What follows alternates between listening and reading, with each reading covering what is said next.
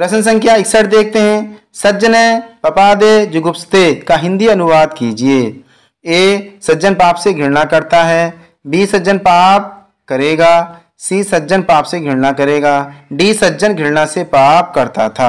प्रश्न संख्या 61 का सही जवाब है सज्जन पाप से घृणा करता है। प्रश्न संख्या 62 देखते हैं। किस इति तुल लेखक ने अपने इतिहास ग्रंथ में लगभग 5000 कवियों का विवरण दिया है। प्रश्न संख्या 62 का सही जवाब है मिस्र बंधुओं ने। अब देखते हैं प्रश्न संख्या 62 की कुछ व्याख्या। मिस्र बंधुओं ने मिस्र बंधु विनोद नामक इतिहास ग्रंथ की रचना की जो 4 भागों में विभाजित है। इसके 3 भाग का प्रकाशन सन 1913 ईस्वी में तथा चतुर्थ भाग का प्रकाशन सन 1934 ईस्वी में हुआ था। इस इतिहास ग्रंथ में लगभग 5000 कवियों का जीवन वृत्त वर्णित है। इसमें सर्वाधिक कवियों के नाम का प्रयोग किया गया है। मिस्र बंधुओं में गणेश बिहारी, श्याम बिहारी तथा सुखदेव बिहारी मिश्र हैं। प्रश्न संख्या 63 देखते हैं। रमेण यह सीता वनम गच्छति का हिंदी अनुवाद है। प्रश्न संख्या 63 का सही जवाब है ऑप्शन नंबर सी, राम के साथ सीता वन जाती है। प्रश्न संख्या 64 देखते हैं। भक्ति का प्रारंभ कहाँ से हुआ? प्रश्न संख्या 64 का सही जवाब है दक्षिण भारत से। व्याख्या देखते हैं। आचार्य रामचंद्र शुक्ल ने भक्ति का उद्भव दक्षिण से माना है। मोनियर विलियम्स के अनुसार भक्ति शब्द की उत्पत्ति भज धातु से हुई है। भक्ति शब्द का सर्वप्रथम उल्लेख श्वेताश्वेतर उपनिषद से मिलता है। इतनी जानकारी हमें प्रश्न संख्या 64 से मिलती है। प्रश्न संख्या 65 देखते हैं। संत कवि गुरु नानक देव का जन्म कहाँ हुआ था? प्रश्न संख्या 65 का सही जवाब है ऑप्शन नंबर बी, तलवंडी। प्रश्न संख्या 65 की व्याख्या देखते हैं। ख संप्रदाय के प्रवर्तक श्री गुरु नानक देव का जन्म पंजाब के तलवंडी नामक ग्राम में हुआ था। इनकी पत्नी का नाम सुलक्षणी तथा इनके पुत्रों का नाम श्रीचंद एवं लक्ष्मी चंद था। गुरु ग्रंथ साहिब में संकलित इनकी प्रमुख रचनाएं जपुजी, आजदी बार, सोहिला, नसीहत नामा इनकी प्रमुख रचना है। प्रश्न संख्या 66 देखते हैं। इनमें से रीतिकाल का कौन सा कवि अपने प्रकृति चित्रण के लिए विख्यात है? प्रश्न संख्या 66 का सही जवाब है सेनापति। प्रश्न संख्या 67 देखते हैं। सूफी कवि नूर मोहम्मद की रचना का नाम है। प्रश्न संख्या 67 का सही जवाब है ऑप्शन नंबर बी, अनुराग बांसुरी। प्रश्न संख्या 67 का थोड़ा सा व्याख्या देखें। अनुराग बांसुरी जो 1764 की है, सूफी कवि नूर मोहम्मद की रचना है जो अवधी भाषा में लिखी गई है। अनुराग बांसुरी कौन सी भाषा में है? अवधी भाषा में। अनुराग बांसुरी बरवे चौपाई शैली में लिखी गई रचना है। मधुमालती 1945 की है, मंजन की लिखी हुई, अवधी भाषा में है, दोहा चौपाई शैली में रचित सूफी रचना है। प्रश्न संख्या 68 देखते हैं। रीतिकाल में किस रस की प्रधानता काव्य में रही है? प्रश्न संख्या 68 का सही जवाब है श्रृंगार। प्रश्न संख्या 68 की व्याख्या देखते हैं। रीतिकाल की रचनाओं में श्रृंगार रस की प्रधानता पूर्ण रूप से देखने को मिलती है। आचार्य विश्वनाथ प्रसाद मिश्र ने रीतिकाल को श्रृंगार काल से अभिमत किया है। प्रश्न संख्या 69 देखते हैं। ज्ञानदीप के रचयिता का नाम है। प्रश्न संख्या 69 का सही जवाब है ऑप्शन नंबर डी, शेख नबी ज्ञानदीप के रचयिता हैं। प्रश्न संख्या 70 देखते हैं।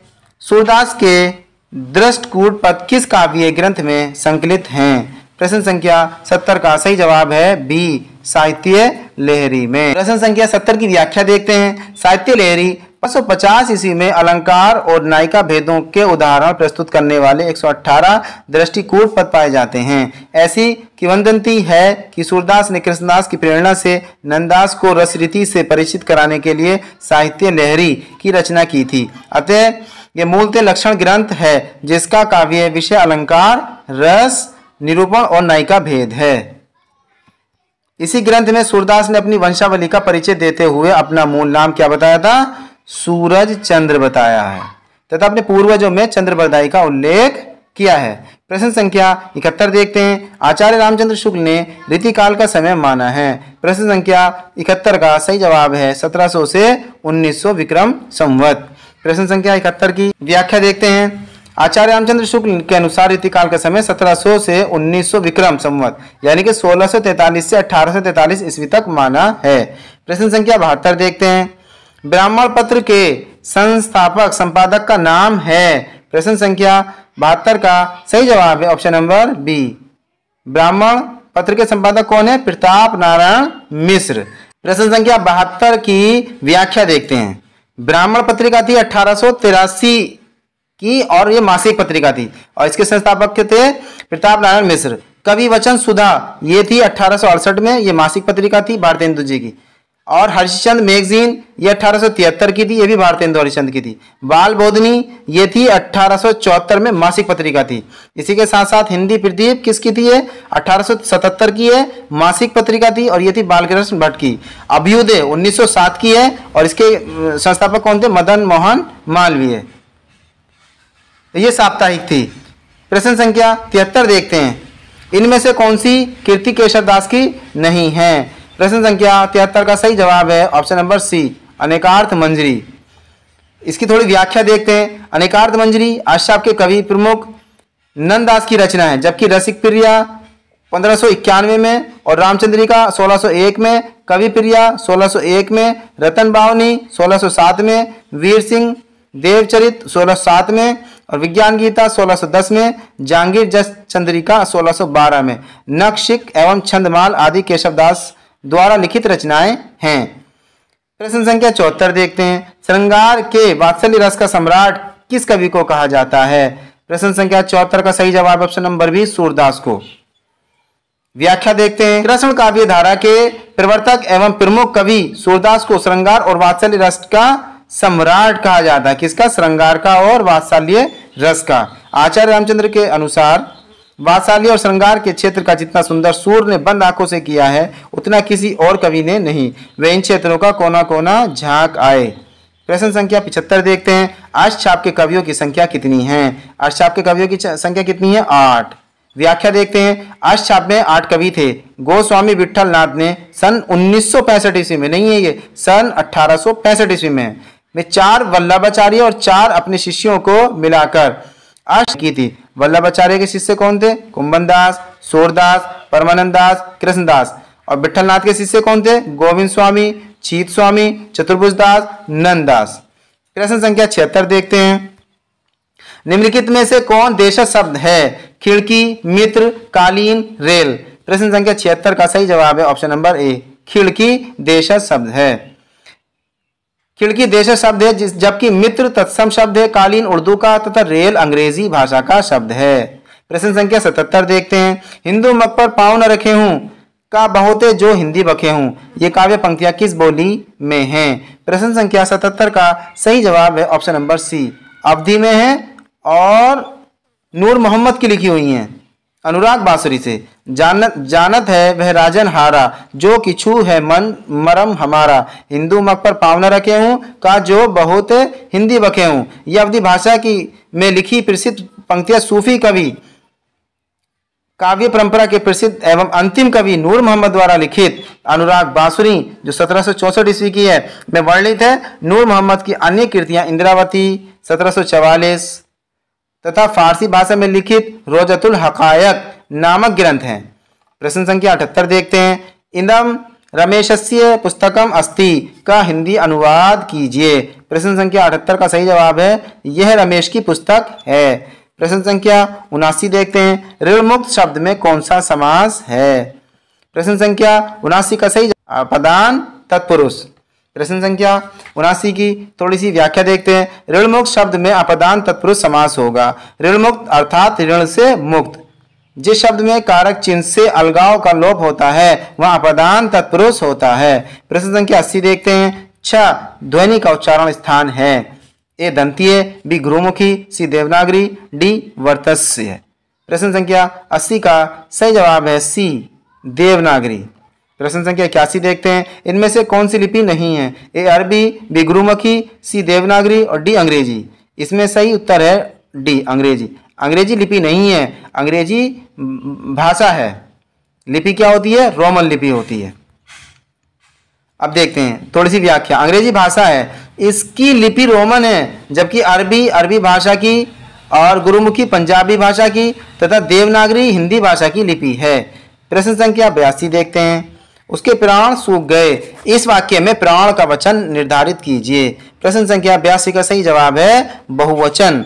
उपयुक्त वाक्य में प्राण शब्द बहुवचन है। प्रश्न संख्या 83 देखते हैं। खाक में मिलाना मुहावरे का सही अर्थ है। प्रश्न संख्या 83 का सही जवाब है नष्ट कर देना। प्रश्न संख्या 84 देखते हैं। सज्जन का संधि विच्छेद क्या होगा? प्रश्न संख्या 84 का सही जवाब है सत प्लस जन या व्यंजन संधि है। प्रश्न संख्या 85 देखते हैं। 1975 के बाद की कविता को इनमें से क्या नाम दिया गया? प्रश्न संख्या 85 का ऑप्शन ए है नई कविता, बी है समकालीन कविता और सी है अकविता और डी है नवगीत। प्रश्न संख्या 85 का सही जवाब है समकालीन कविता। प्रश्न संख्या 86 देखते हैं। इनमें से कौन सी कालिदास की दूसरी रचना है? ए रघुवंशम, बी अभिज्ञान शकुंतलम, सी दशरूपक, डी प्रतिभा नाटकम। प्रश्न संख्या 86 का सही जवाब है अभिज्ञान शकुंतलम।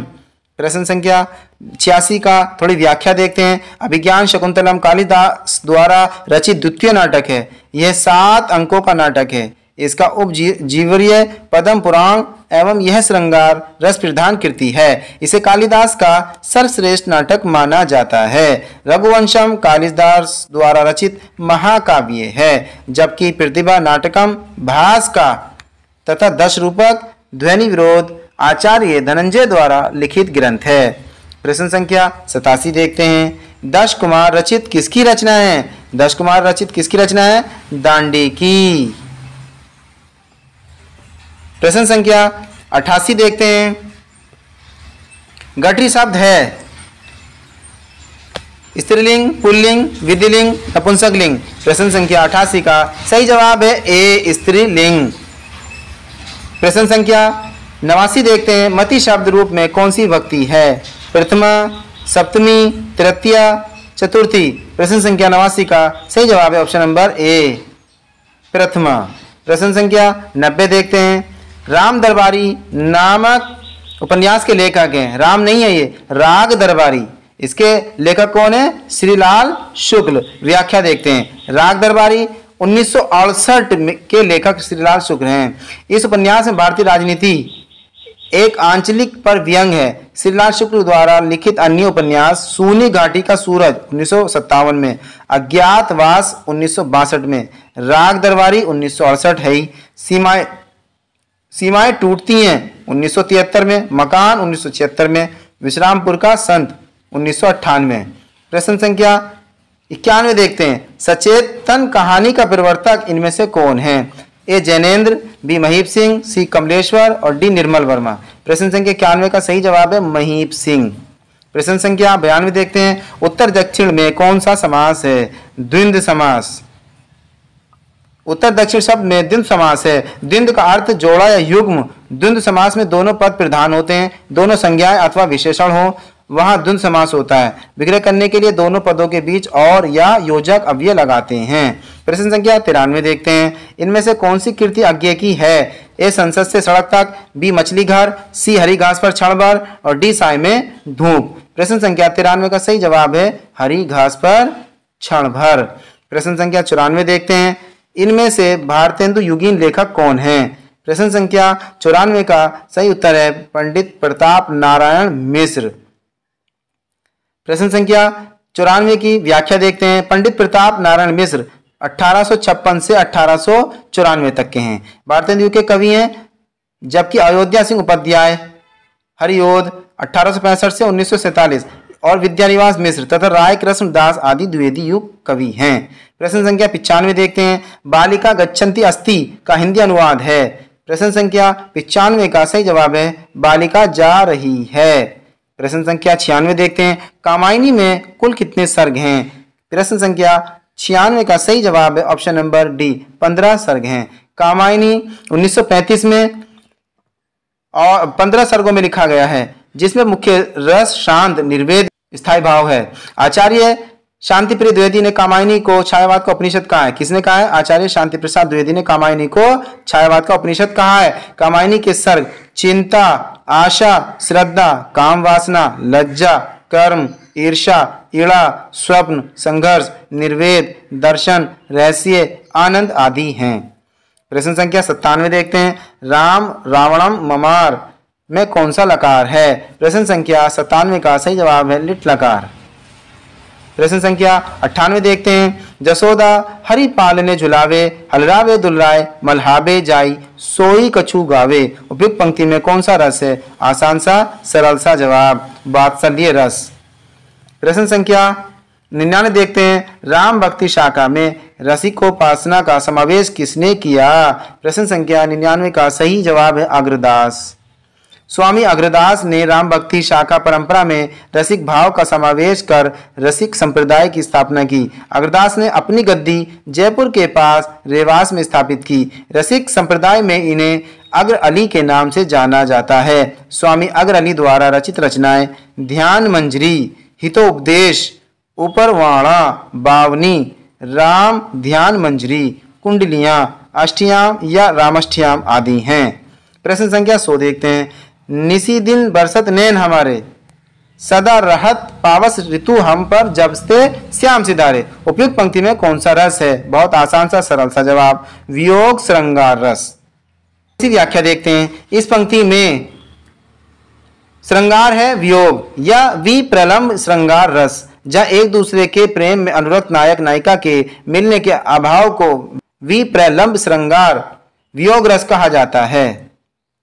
प्रश्न संख्या 101 देखते हैं। मगही किस प्रदेश की बोली है? आसान सा और सरल सा जवाब बिहार की बोली है मगही। मगही बिहार राज्य में बोली जाती है। मगही भोजपुरी, मैथिली, बिहारी, हिंदी की बोलियां हैं जो मागधी अपभ्रंश के अंतर्गत आती हैं। प्रश्न संख्या 102 देखते हैं। सिंधी भाषा का विकास अपभ्रंश की किस बोली से माना गया है? आसान सा सरल सा जवाब बिराचड़ से।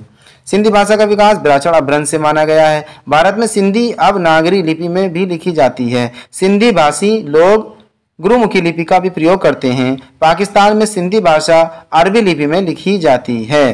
प्रश्न संख्या 103 देखते हैं। मेला आंचल के लेखक हैं फणीश्वर नाथ रेणु, ये आंचलिक उपन्यासकार हैं।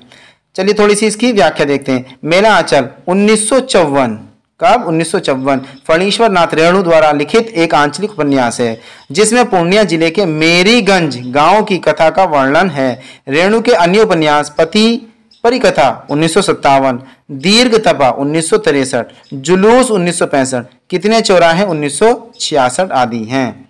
104 देखते हैं। इनमें छायावादी कवि कौन नहीं है? सूर्यकांत त्रिपाठी निराला, सुमित्रानंदन पंत, जयशंकर प्रसाद, ये भी है, ये भी हैं, ये भी हैं, ये नहीं है। इनकी जगह पर कौन है? महादेवी वर्मा। प्रश्न संख्या 105 देखते हैं। रघुकुल रीति सदा चली आए, इन पंक्तियों में किस छंद का प्रयोग हुआ है? आसान सा सरल सा जवाब चौपाई। ये क्या है? चौपाई। थोड़ी सी व्याख्या देखते हैं। इन पंक्तियों में चौपाई छंद का प्रयोग हुआ है। यह सामाजिक छंद है। इसमें 4 चरण होते हैं। प्रत्येक चरण में 16-16 मात्राएं होती हैं। पहले चरण की तुक दूसरे चरण से तथा तीसरे चरण की तुक चौथे चरण से मिलती है। प्रत्येक चरण के अंत में यति होती है। प्रश्न संख्या 106 देखते हैं। रत्नाकर कृत उद्धव शतक किस भाषा में लिखा गया ग्रंथ है? प्रश्न संख्या 106 का सही जवाब है ब्रज भाषा, ऑप्शन नंबर बी।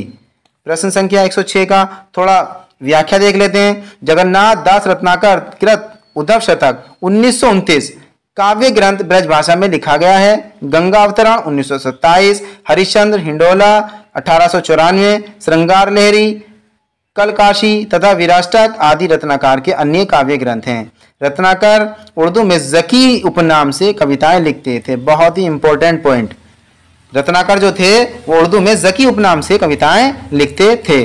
प्रश्न संख्या 107 देखते हैं। कहती हुई यूं उतरा के नेत्र जल से भर गए, हिम के कणों से पूर्ण मानो हो गए पंकज ने, इन पंक्तियों में किस अलंकार का प्रयोग हुआ है? आसान सा और बहुत ही सरल जवाब उत्प्रेक्ष अलंकार।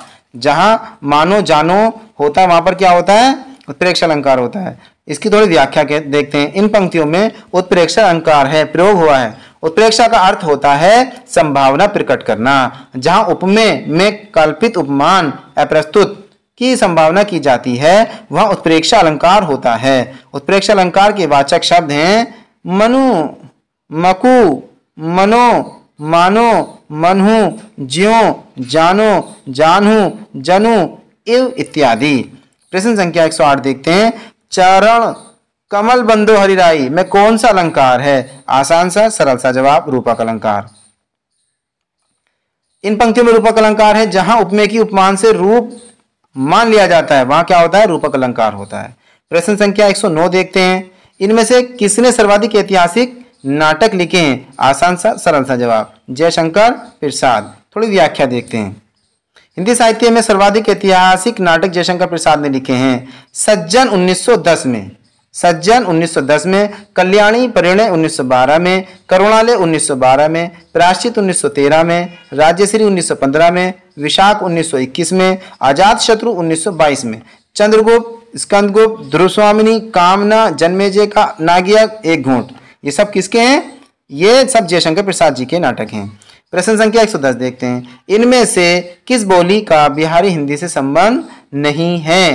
प्रश्न संख्या 110 का सही जवाब है अवधी। ये पूर्व हिंदी में आती है। प्रश्न संख्या 110 की थोड़ी व्याख्या देखते हैं। बिहारी हिंदी मागधी अपभ्रंश की उपभाषा है जिसके अंतर्गत भोजपुरी, मगही, मैथिली बोलियां आती हैं, जबकि अवधी, बघेली तथा छत्तीसगढ़ी पूर्वी हिंदी की बोलियां हैं जो अर्ध मागधी अपभ्रंश के अंतर्गत आती हैं। प्रश्न संख्या 111 देखते हैं। चर्म शब्द का सम भिन्नार्थक क्या है? प्रश्न संख्या 111 का सही उत्तर है ए चर्म।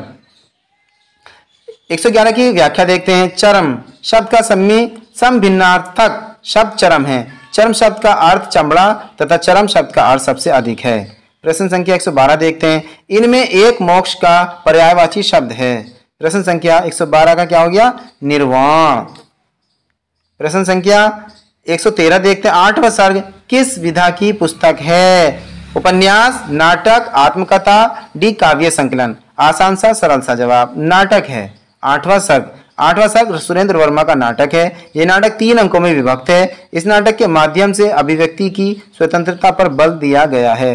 कालिदास के कुमार संभव महाकाव्य के 8वें सर्ग पर आधारित है। यह नाटक 8वां सर्ग। प्रश्न संख्या 114 देखते हैं। बाल कृष्ण शर्मा नवीन कृत काव्य इनमें से कौन है? प्रश्न संख्या 114 का सही जवाब है हम विष पाई जन्म के।